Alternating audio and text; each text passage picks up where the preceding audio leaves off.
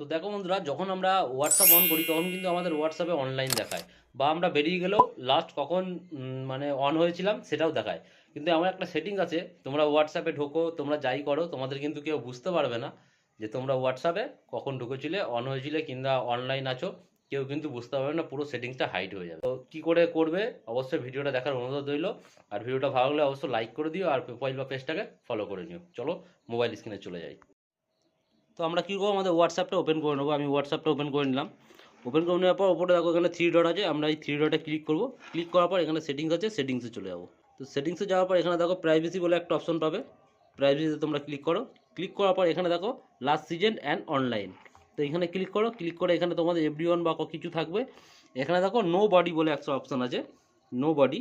এই নো বডিতে তোমরা ক্লিক করে দাও।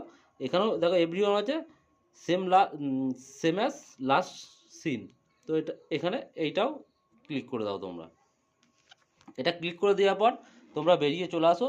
এবার তোমরা হোয়াটসঅ্যাপে যাই করবে না কেন, তোমাদের কিন্তু অনলাইন দেখাবে না, কিছু দেখাবে না।